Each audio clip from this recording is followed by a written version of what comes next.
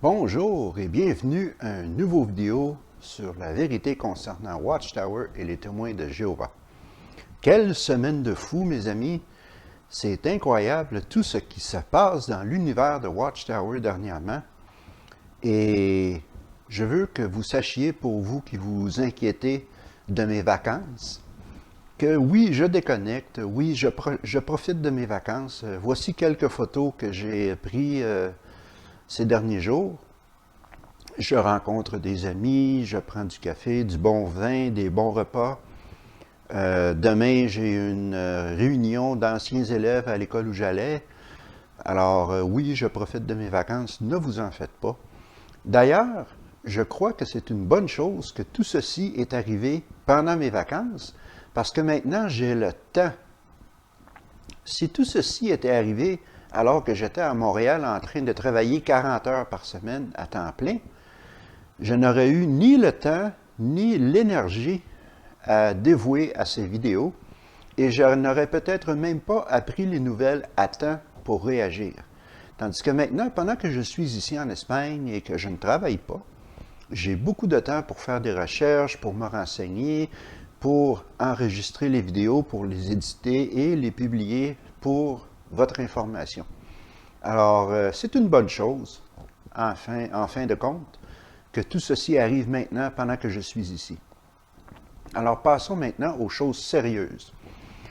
La Pennsylvanie. Qu'est-ce qui se passe là-bas présentement? Récapitulons les événements récents en Pennsylvanie. Une enquête du grand jury a commencé en 2019 à propos de cas d'abus sexuels sur les enfants dans les congrégations de témoins de Jéhovah en Pennsylvanie. C'est le procureur général de l'État à l'époque, Josh Shapiro, qui a commencé cette enquête. Suite à cette enquête, en octobre 2022, 4 arrestations ont été faites sur 4 personnes accusées de pédophilie, d'abus sexuels sur les enfants. Les 4 étaient témoins de Jéhovah et toutes les 19 victimes étaient aussi témoins de Jéhovah. Un de ces 4 s'est suicidé lorsqu'on a essayé de le mettre sous arrestation. Donc, il en restait 3 qui vont passer en procès criminel au tribunal de Pennsylvanie. L'enquête a continué. Entre-temps, les élections sont arrivées aux États-Unis. Josh Shapiro a été élu gouverneur de l'État de la Pennsylvanie. Et maintenant, nous avons une nouvelle procureure générale qui est pour l'instant temporaire, mais j'espère qu'elle sera permanente. Il s'agit de Michelle Henry, qui, il y a tout récemment, il y a 2 ou 3 semaines, a annoncé qu'il y avait 5 nouvelles arrestations dans cette enquête. Encore une fois, 5 témoins de Jéhovah, et toutes leurs victimes sont témoins de Jéhovah. Alors cela a fait l'effet d'une bombe. C'est 9 arrestations au total. Il y aura un lien ici dans l'écran pour les 2 vidéos que j'ai faites au sujet de ces histoires. Tous les termes légaux que je vais utiliser ont déjà été expliqués dans le tout premier vidéo, alors je ne reviendrai pas là-dessus ici aujourd'hui, sauf dans quelques cas. Mais vous n'avez qu'à aller voir ces vidéos pour avoir toutes les histoires. Il y aura des liens ici dans l'écran et aussi dans la description pour ces 2 vidéos. Maintenant, après tous ces événements, qu'est-ce qui se passe en Pennsylvanie? Eh bien, l'enquête a continué. L'enquête ne cesse pas. Et vous vous souviendrez que je vous ai mentionné qu'il serait intéressant de voir ce qui arriverait. Eh bien, écoutez bien cela, je vous en ai parlé un petit peu hier dans mon vidéo sur Anthony Morris. Il y a une mise en demeure qui a été faite à tous les anciens de toutes les congrégations de toute la Pennsylvanie qui les force à révéler et à donner tous les documents qu'ils ont en leur possession concernant les cas d'abus sexuels sur les enfants à l'État de la Pennsylvanie. Alors, ceci est énorme. Il y a environ 67 comtés en Pennsylvanie. Il y a peut-être entre 50 et 100 congrégations par comté. Chaque congrégation a entre 3 et 5 ou 6 anciens. Alors, faites le calcul. C'est incroyable le nombre de personnes qui sont impliquées dans cette mise en demeure générale dans tout l'État de la Pennsylvanie. Ceci ressemble beaucoup à ce qui est arrivé en 2018 avec l'Église catholique, encore en Pennsylvanie, et c'était Josh Shapiro qui avait mené l'enquête. Il était à ses tout débuts à l'époque, et des accusations avaient été portées sur de nombreux prêtres de l'Église catholique concernant les cas d'abus sexuels sur les enfants. Donc, la Pennsylvanie a de l'expérience avec ce genre de cas. Une chose de plus, ces mises en demeure sont pour des documents sur les cas d'abus sexuels sur les enfants dans toutes les congrégations de la Pennsylvanie qui datent de 1987 jusqu'à 2019 au moment où l'enquête de la Pennsylvanie a commencé. Pourquoi 1987? Je ne sais pas, mais c'est tout de même assez loin en arrière. Et tous ces documents doivent être remis à l'État de la Pennsylvanie. Vous vous souviendrez que lorsque les cas de pédophilie ont été portés à l'attention du gouvernement de Pennsylvanie, les 9 accusations totales jusqu'à maintenant, la société Watchtower est demeurée silencieuse. Ils n'ont pas essayé de défendre ces coupables. Ils n'ont pas essayé de nommer des avocats. Ils s'en sont lavé les mains complètement. Cependant, maintenant qu'il y a une mise en demeure pour toutes les congrégations de la Pennsylvanie, Watchtower se réveille. Réveillez-vous! Ils sont maintenant directement impliqués dans cette enquête. Donc, voici ce qu'ils ont fait. Ils ont engagé la même firme d'avocats qui a défendu l'Église catholique en Pennsylvanie lors des poursuites en 2018. Ces avocats ne sont pas témoins de Jéhovah. C'est une firme extérieure à la société Watchtower qui sont experts dans ce genre de cas, qui vont maintenant s'occuper de cette affaire. Ceci est gros. La société Watchtower est directement menacée et elle réagit. Donc, qu'est-ce qui se passe présentement?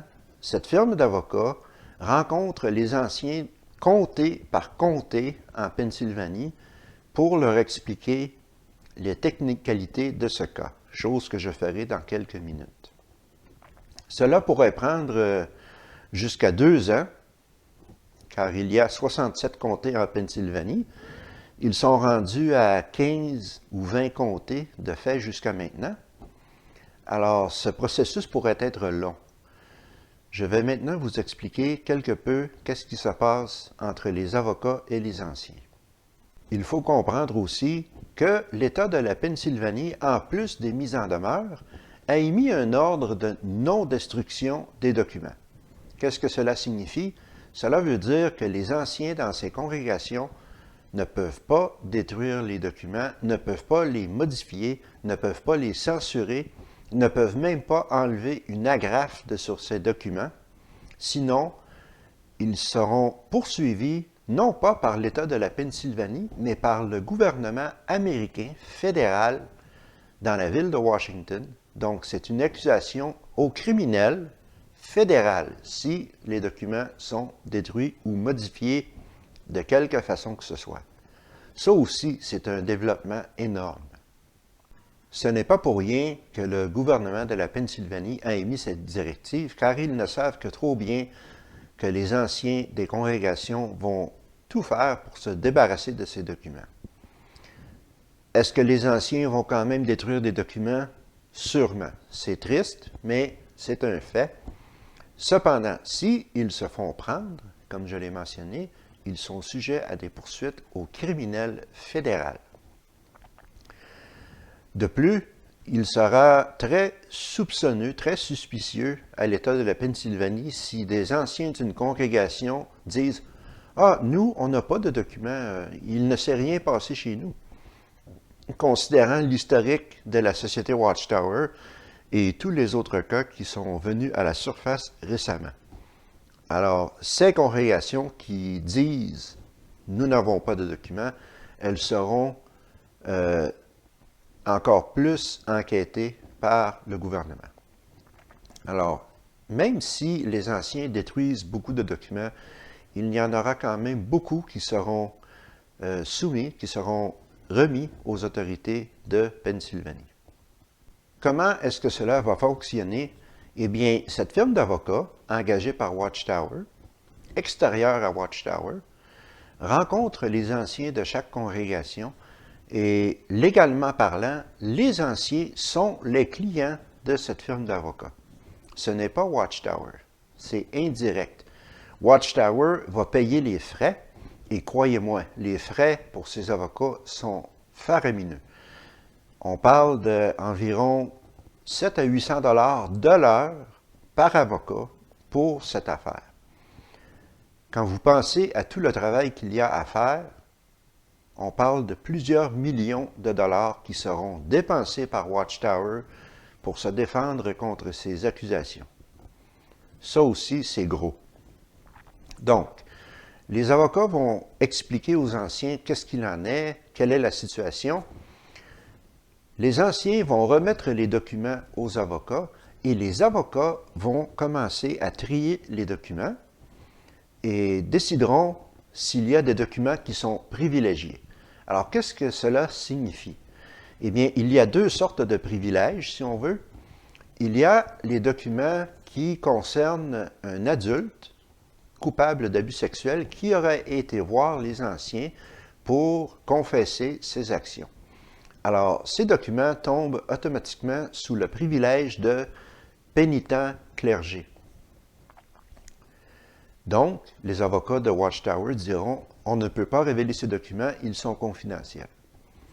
Le deuxième cas de privilège, c'est lorsque les anciens auraient appelé le département légal de Watchtower pour leur demander quoi faire dans un cas particulier d'abus sexuels sur des mineurs.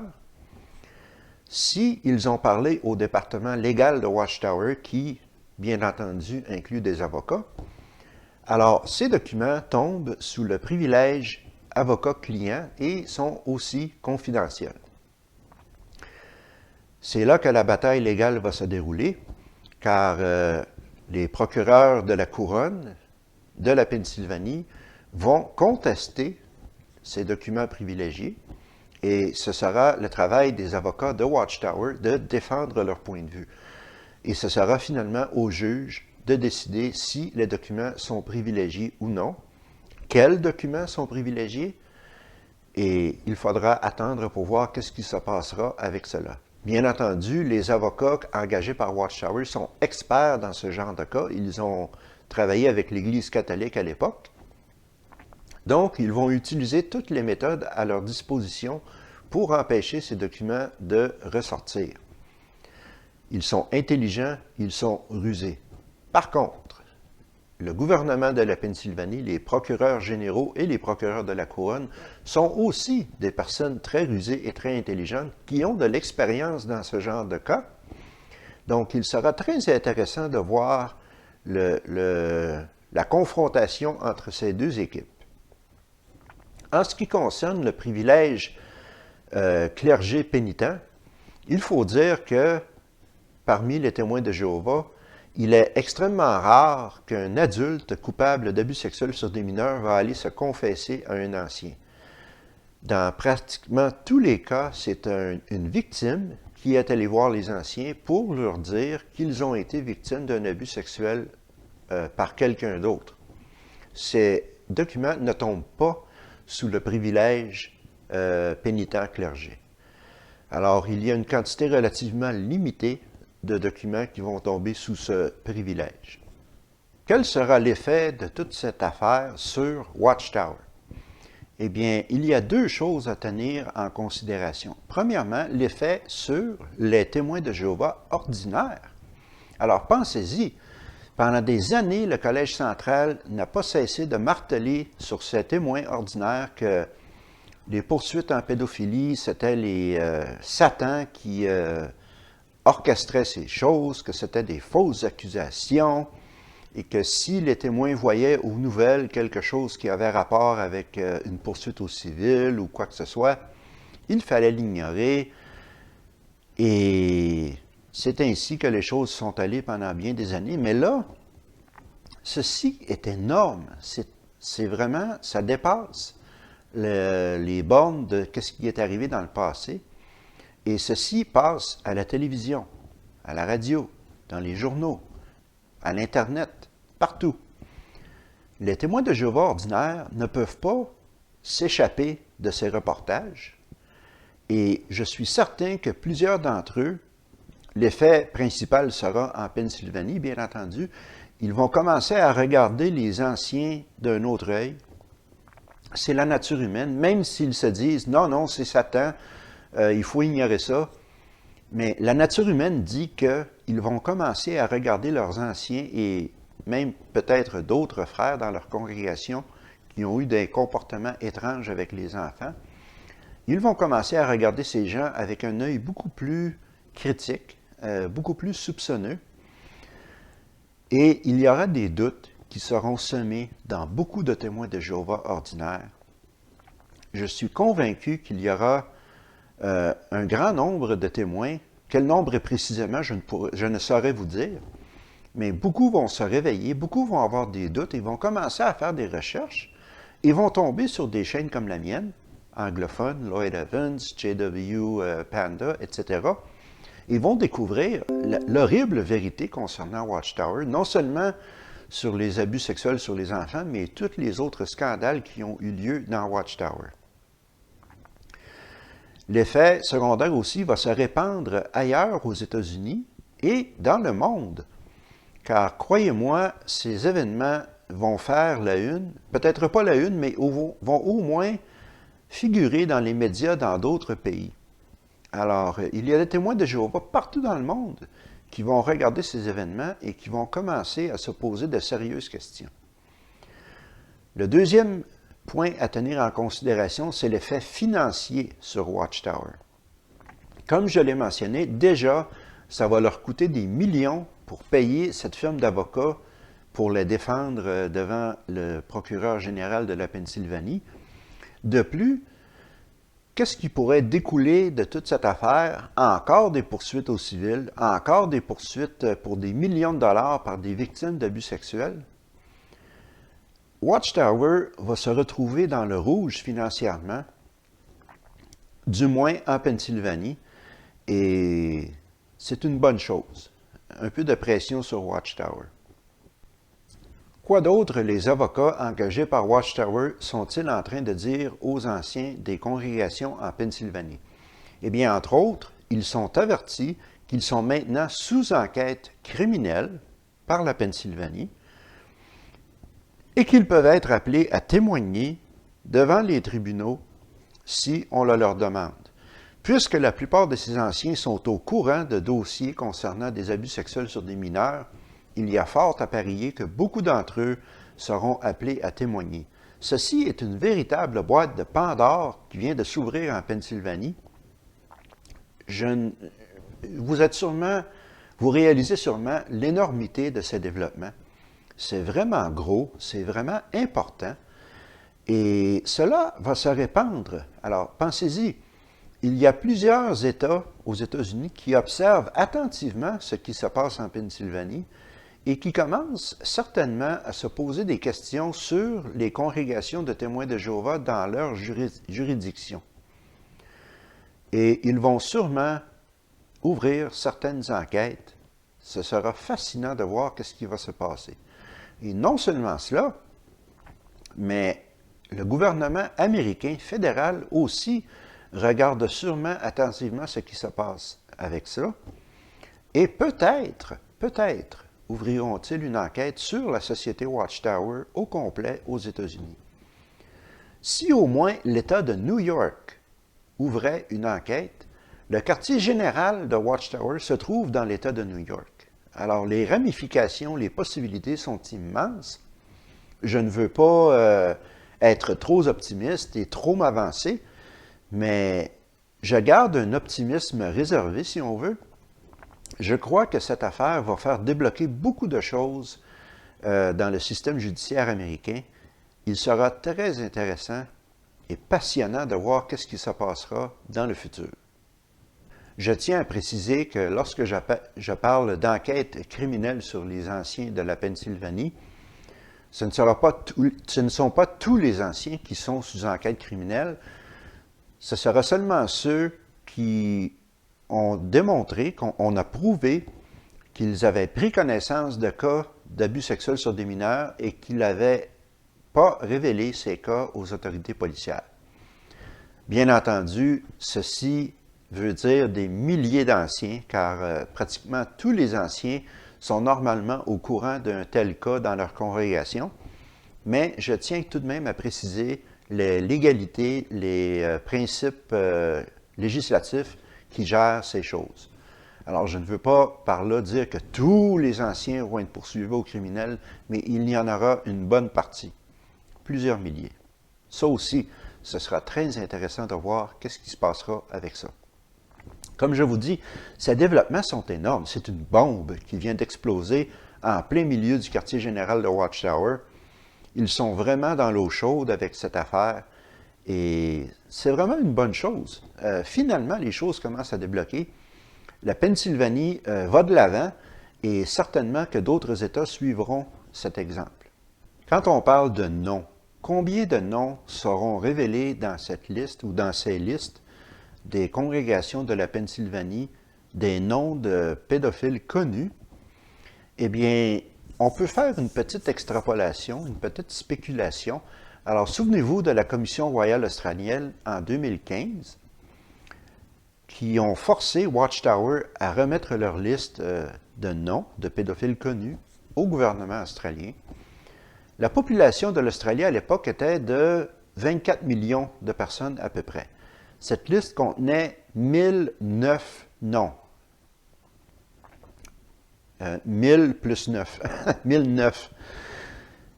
Alors, si on fait une extrapolation, la population de la Pennsylvanie en date de 2021 était de à peu près 14 millions. Alors, un petit peu plus que la moitié de la population de l'Australie en 2015. Ce qui veut dire qu'on aurait un minimum de 500 noms révélés, peut-être plus, peut-être moins, mais ce serait une bonne moyenne pour faire des conjectures. Alors imaginez 500 personnes qui auraient le potentiel d'être poursuivies pour des actes criminels. Je le répète, ceci est énorme. C'est vraiment gros et c'est vraiment catastrophique pour Watchtower. Donc, ceci est une catastrophe pour Watchtower, une catastrophe financière, une catastrophe pour leur réputation et une catastrophe pour le nombre de fidèles qui demeureront dans la religion, comme je l'ai expliqué tout à l'heure. C'est vraiment, ils ne pourront pas s'en sortir si facilement cette fois-ci. Vous avez peut-être remarqué le titre du vidéo, « Ça brasse en Pennsylvanie et ailleurs ». Qu'est-ce que je voulais dire par là? Eh bien, pendant mes recherches pour les nouvelles des choses qui se passent en Pennsylvanie, j'ai découvert qu'il y a quelque chose de très important qui se passe ailleurs aux États-Unis, dans l'État de Washington. Alors, je ne parle pas de la ville de Washington, je parle de l'État de Washington. Pour ceux d'entre vous qui peut-être connaissez moins la géographie des États-Unis, voici une carte. Alors, vous voyez, j'ai encerclé la Pennsylvanie en rouge et l'État de Washington en vert. Il y a plusieurs milliers de kilomètres entre ces deux États. La Pennsylvanie est proche de la côte est américaine et l'État de Washington est complètement sur la côte ouest, sur le bord du Pacifique. Ce qui s'est passé à Washington, c'est ce qui suit. Il faut comprendre, premièrement, que dans l'État de Washington, il y a des lois qui obligent certaines personnes à révéler aux autorités quand ils entendent parler d'abus sexuels sur des mineurs. On parle d'enseignants, de maîtres, professeurs d'école, de conseillers en orientation, de psychologues, de docteurs, ainsi de suite. Cependant, il y a une exception qui est faite pour les religions. Alors, aucun responsable dans une quelconque religion n'est obligé, dans n'importe quel cas, de révéler un cas d'abus sexuel sur des mineurs au gouvernement de l'État de Washington. Ceci est un gros défaut dans la loi et Washington fait partie, je crois que c'est 5 ou 6 États aux États-Unis dans les 50 qui n'ont pas de loi pour forcer le clergé des religions à révéler des cas d'abus sexuels sur des mineurs. Cependant, ce qui s'est produit récemment, dans les derniers mois, il y a 3 personnes qui ont décidé, des victimes d'abus sexuels sur des mineurs par les témoins de Jéhovah, qui ont décidé de poursuivre Watchtower au civil pour plusieurs millions de dollars au sujet de leur cas. Ces personnes, ces victimes, ont porté des poursuites au civil contre Watchtower en se servant des lois sur la négligence de droit commun. Qu'est-ce que cela veut dire? Eh bien, puisqu'il n'y a pas de loi dans l'État de Washington qui force le clergé à révéler des cas d'abus sexuels sur des mineurs, en théorie, il est impossible pour ces victimes de poursuivre Watchtower au civil. Cependant, ils le font grâce à cette loi de négligence de droit commun. Cette loi dit tout simplement que si vous êtes témoin d'un acte qui fait du tort à quelqu'un, par exemple, vous êtes dans la rue, quelqu'un se fait attaquer et vous ne faites rien, vous ne réagissez pas, vous pouvez être poursuivi, surtout si vous êtes une personne qui a de l'autorité, comme un policier ou un gardien de sécurité ou quelque chose dans le genre. Donc, ces victimes poursuivent Watchtower en disant que ces anciens étaient au courant de la situation, mais n'ont rien fait. Ils sont donc coupables de négligence de droit commun. Et les victimes se servent de cela pour poursuivre Watchtower. Alors, ces poursuites ont attiré l'attention d'un journaliste enquêteur. Ce reporter s'appelle Wilson Crisconi. Il travaille pour un réseau américain connu. Et lui, son expertise, c'est des reportages d'enquête sur des cas complexes comme ceux-ci. Alors, Wilson Crisconi a émis plusieurs articles sur ces cas. À leur tour, ces articles ont attiré l'attention de la législature de l'État de Washington, aussi des sénateurs. Et beaucoup de ces personnes ne savaient même pas qu'il n'y avait pas de loi qui forçait le clergé à révéler les cas d'abus sexuels sur des mineurs et ont été scandalisés par ce fait. Il faut dire que certains d'entre eux, et ceci est connu publiquement, certaines de ces personnes qui travaillent au gouvernement de l'État de Washington ont été victimes d'abus sexuels lorsqu'ils étaient enfants, surtout par l'Église catholique. Ils sont donc très sensibles à ce dossier et ont réagi particulièrement fortement lorsqu'ils ont su ces choses. Il y a maintenant des lois qui sont en chemin dans la législature et au Sénat de l'État de Washington pour forcer le clergé de toutes les religions à révéler les cas d'abus sexuels sur les mineurs. Et ceci a bougé très rapidement. Normalement, ce genre de loi prend plusieurs années à passer à travers toutes les étapes, mais cette fois-ci, cela n'a pris que quelques mois et il y aura un vote pour passer ces lois dans peu de temps. Alors, il sera très intéressant de voir ce qui va se passer dans l'État de Washington avec cette situation. Historiquement, Watchtower s'est servi des autres religions pour faire leur sale travail. Qu'est-ce que je veux dire par là? L'Église catholique est l'organisation qui résiste le plus à ce genre de loi, car ils disent que cela pourrait nuire aux relations entre les fidèles et les prêtres, à cause du fameux privilège pénitent-confesseur. Comme je l'ai expliqué en ce qui concerne la Pennsylvanie, ceci n'est pas vraiment un problème pour les victimes parmi les témoins de Jéhovah, car il est très rare qu'un pédophile va aller se confesser aux anciens de la congrégation. C'est habituellement une victime qui va aller voir les anciens et accuser quelqu'un de l'avoir abusé. Watchtower passe son temps à critiquer les religions, à dire qu'elles sont toutes sataniques, qu'elles font partie de Babylone la Grande, mais quand ça leur convient, ils se servent des autres religions pour faire leur sale travail. Donc, l'Église catholique a investi des millions de dollars au fil des ans sur du lobbying, sur de la publicisation devant les gouvernements dans le monde entier pour empêcher ce genre de loi de passer. Et Watchtower a tout simplement profité de cela et n'a rien fait pour travailler eux-mêmes. Ils ne sont pas connus pour être des lobbyistes. Vous le savez, Watchtower disent toujours « Nous sommes à l'écart du monde. Nous ne voulons pas faire partie du monde. » Mais quand ça leur convient, ils sont très contents de profiter du travail des autres. Alors, il est possible de voir ce qui se passe en direct dans les législatures de l'État de Washington.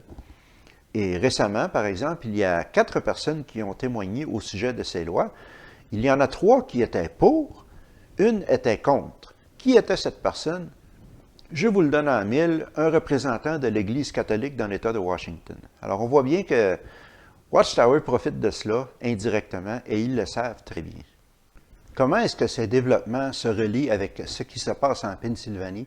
Eh bien, croyez-moi quand je vous dis que l'État de Washington, même avant d'apprendre que ces lois n'existaient pas chez eux, en tout cas, la plupart, je suis convaincu que beaucoup de législateurs et de sénateurs ne savaient même pas qu'il n'y avait pas de loi pour cela, mais soyez assurés qu'ils observaient ce qui se passait en Pennsylvanie.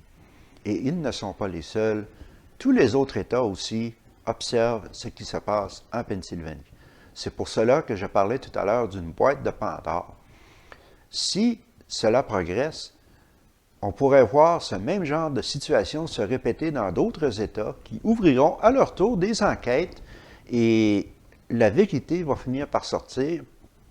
Comme je l'ai mentionné tout à l'heure, je garde un optimisme réservé, mais je crois vraiment que nous nous dirigeons dans la bonne direction et que le travail de nous, les activistes, et de tous les gens qui, comme je vous l'ai mentionné dans mon dernier vidéo sur la Pennsylvanie, les gens qui envoient des lettres, qui envoient des courriels à leurs législateurs, qui demandent, qui révèlent les choses qui se passent et qui demandent à ce qu'il y ait quelque chose de fait, ces choses portent fruit. Il ne faut jamais lâcher, il faut continuer à travailler. Je suis vraiment très heureux de voir ce qui se passe en Pennsylvanie et dans l'État de Washington, et je crois que ce n'est que le début. Alors, ceci conclut mon vidéo pour aujourd'hui. J'ai eu une couple de journées très occupées, mais je suis heureux de pouvoir vous maintenir au courant de tout ce qui se passe dans ces différents cas, l'affaire Anthony Morris, les cas de pédophilie en Pennsylvanie, maintenant dans l'État de Washington. C'est fascinant, c'est intéressant. Et restez à l'écoute car il y aura sûrement d'autres développements dans toutes sortes de domaines qui vont arriver chez Watchtower et je vous tiendrai au courant à chaque fois. Alors d'ici là, je vous souhaite une bonne journée. Je ne sais pas et je ne veux pas prédire, je ne veux même pas essayer de prédire de quoi je parlerai dans mon prochain vidéo, car chaque fois que je fais cela, je me tire une balle dans le pied. Alors, il y aura un prochain vidéo. De quoi parlera-t-il? Je ne sais pas. Nous verrons. Mais ce sera certainement fascinant et intéressant. Bonne journée à vous et prenez bien soin de vous.